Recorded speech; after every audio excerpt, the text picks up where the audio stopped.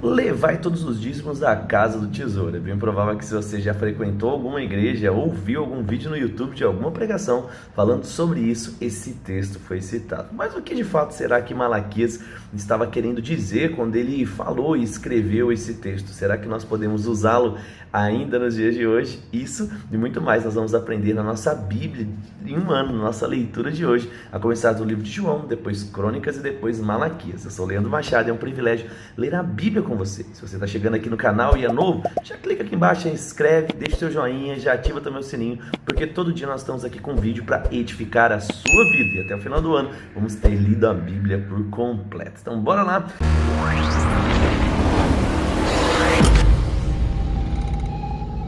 A partir de João, capítulo de número 9, nós vamos ler do verso 1 até o verso 23, e ele diz assim, enquanto caminhava Jesus, viu um homem cego de nascença. Seus discípulos perguntaram, Rabi, por que esse homem nasceu cego? Foi por causa dos seus próprios pecados ou dos pecados dos seus pais? Jesus então respondeu, nenhuma coisa nem outra. Isso aconteceu para que o poder de Deus se manifestasse nele. Devemos cumprir logo as tarefas que nos foram dadas por aquele que nos enviou. A noite se aproxima, quando ninguém pode trabalhar. Mas enquanto estou aqui no mundo, eu sou a luz do mundo. Depois de dizer isso, Jesus cuspiu no chão, misturou a terra com saliva e aplicou bem nos olhos. E em seguida disse, vá se lavar no tanque de Siloé, que significa enviado.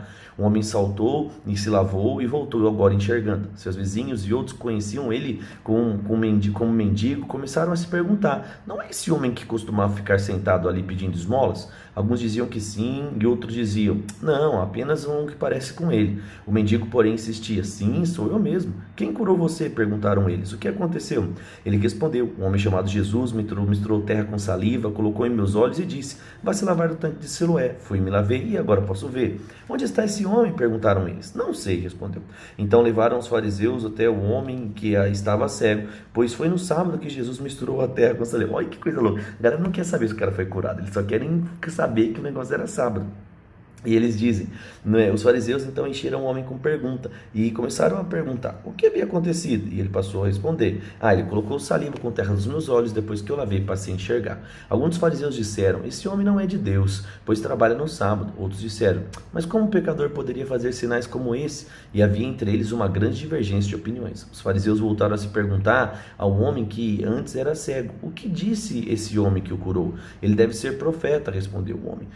O líder dos judeus se recusava a crer que ele havia sido cego e estava curado. Por isso mandaram chamar os pais dele e perguntaram, esse é seu filho? Ele nasceu cego? Se foi, como pode ver agora? Os pais responderam, sabemos que ele é nosso filho que nasceu cego, mas não sabemos como pode ver agora nem quem o curou. Ele tem idade suficiente para falar por si mesmo, só os pais já dando aí uma direta nos caras. Ele fala, seus pais disseram isso por ter medo dos líderes judeus, pois estes haviam anunciado que se alguém dissesse que Jesus era o Cristo, seria expulso da sinagoga. Por isso disseram, ele tem idade o suficiente, pergunte vocês para ele. Gente, olha que coisa interessante, Jesus por onde passava mudava a vida de pessoas. Esse mesmo Jesus não está mais em corpo no nosso meio, mas o poder dele está disponível. Se você precisa de cura, você pode agora recebê-la no nome de Jesus. Você pode pôr as mãos sobre o local da enfermidade e declarar, toda dor, toda enfermidade sobre a minha vida, eu lanço fora no nome de Jesus. E a cura vai alcançar você aí enquanto você assiste esse vídeo no nome de Jesus. Amém? Bora lá então agora para a 2 Crônicas. Nós vimos um pouco da construção do templo, vimos a glória do Senhor envolvendo aquele lugar, e agora em 2 Crônicas, capítulo de número 6, vamos ver um pouquinho mais da continuidade dessa história. E ele diz, 2 Crônicas 6:1, então Salomão orou, ó Senhor, tu dissestes que habitarias numa densa nuvem, agora construí para ti um templo majestoso, um lugar para habitares para sempre. Então o rei se voltou para toda a comunidade de Israel que estava em pé diante dele e abençoou o povo. Em seguida orou, louvado seja o Senhor, Deus de Israel, que cumpriu o que prometeu ao meu pai Davi, pois ele lhe disse, desde o dia em que tirei o povo da terra do Egito, não escolhi nenhuma cidade das tribos de Israel como lugar onde deveria ser construído um templo em honra ao meu nome. Também não escolhi um líder para o meu povo de Israel. Agora, porém, escolhi Jerusalém como lugar para que meu nome seja honrado e escolhi, escolhi Jerusalém como lugar para começar de honrar, e escolhi Davi para reinar sobre Israel, meu povo. Enrolei aqui, né? Salomão disse: meu pai Davi queria construir esse templo em honra ao Senhor, e o Deus de Israel. Mas o Senhor lhe disse: sua intenção de construir um templo em honra ao meu nome é boa, mas essa tarefa não caberá a você. Um de seus filhos construirá o templo de honra ao meu nome, e o Senhor cumpriu a promessa, pois eu sou o sucessor do meu pai Davi, e agora ocupo o trono de Israel. Como o Senhor havia prometido, construir esse templo em honra ao nome do Senhor, o Deus de Israel.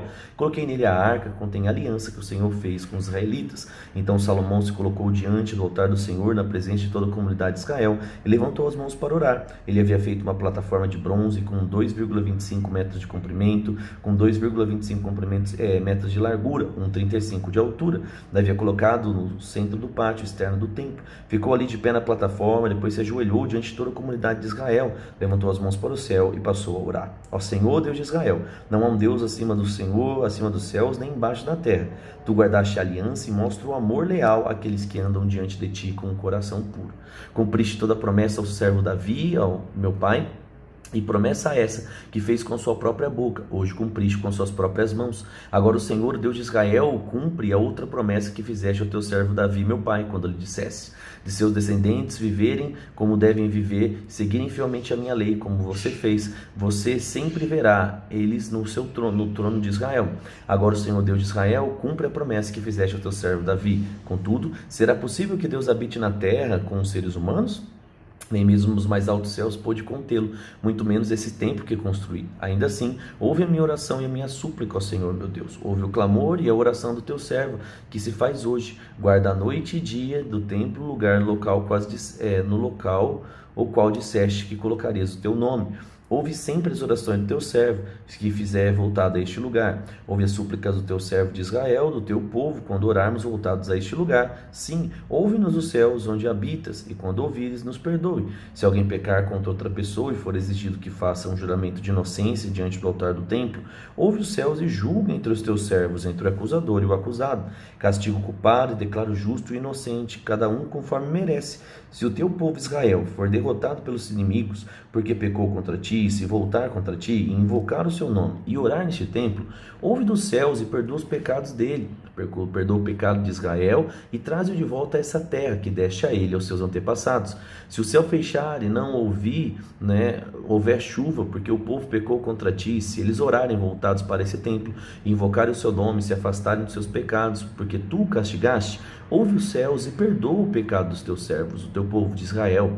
Ensina-o a seguir o seu caminho certo, envia a chuva à terra, que deste por herança ao seu povo. Se houver fome na terra, ou peste, ou praga, ou lavoura, em meia lavoura, se elas forem atacadas por gafanhotos, lagartas, inimigos, se o teu povo perder a terra, e sitiarem a cidade, seja qual for o desastre ou a epidemia, se alguém do teu povo ou toda a nação de Israel orar a respeito de suas dificuldades e aflições, com as mãos levantadas para este templo, ouve dos céus onde habitas e perdoa. Trata o teu povo como ele merece, pois somente tu conheces o coração de cada um. Assim, eles te temerão e andarão nos seus caminhos enquanto viverem na terra dos nossos antepassados.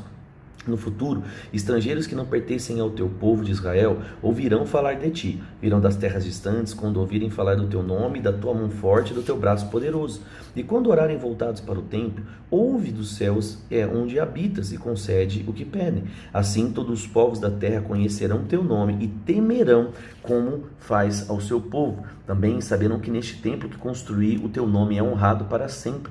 Se o teu povo sair para onde enviares a fim de lutar contra os seus inimigos, e se orarem a ti voltados para essa cidade que escolheste para esse templo que construí em o teu nome, ouve dos céus, por favor, as suas orações e defende a sua causa. Quando pecarem contra ti, pois não há quem peque, a tua ira cairá sobre eles, e tu permitirás que os seus inimigos as conquistem e os levem como escravos para terras estrangeiras, próximas ou distantes. Se caírem em si mesma nessa terra de exílio e se arrependerem suplicando: pecamos contra ti, agimos mal e perversamente, e se voltarem para ti de todo o teu coração, de toda da tua alma na terra do cativeiro, e orarem voltados para a terra deste dos seus antepassados, para essa cidade que escolheste, e para esse templo que construíam, honra o teu nome, ouve dos céus onde habita as suas orações, e suplica e defende a sua causa. Perdoa o teu povo que pecou contra ti. Ó meu Deus, olha e ouve atentamente as orações feitas a ti neste lugar. E agora, levanta-te, ó Senhor Deus, e entra no teu lugar de descanso, junto à arca, o símbolo do teu poder. Estejam os teus sacerdotes, ó Deus, vestidos de salvação. Alegrem-se os seus servos leais em sua bondade. Ó Senhor Deus, não rejeites o rei que ungiste. Lembre-te do teu amor leal ao teu servo Davi. Então a gente percebe aqui mais uma atitude correta de Salomão. Depois de ter construído o templo, ele consagra e ele pede mesmo essa misericórdia. Está parecendo que ele sabia o que o povo ia fazer, porque ele conhecia o povo do passado que teve de virar as costas muitas vezes para Deus. Bora lá então para Malaquias, capítulo de número 3, onde está o famoso texto de levai os dízimos à casa do tesouro. Vamos ver lá então, ó. Ele diz assim, Malaquias 3:1: Vejam, envio o meu mensageiro que preparará o caminho diante de mim. Então, de repente o Senhor, a quem vocês buscam, virá ao seu templo. O mensageiro da aliança, por quem vocês anseiam, certamente virá, diz o Senhor dos Exércitos. Mas quem poderá suportar quando ele vier? Quem permanecerá em pé em sua presença quando ele aparecer? Pois ele será como fogo ardente que refina o metal, como sabão forte que branqueia as roupas. Ele se sentará como refinador de prata e queimará toda impureza.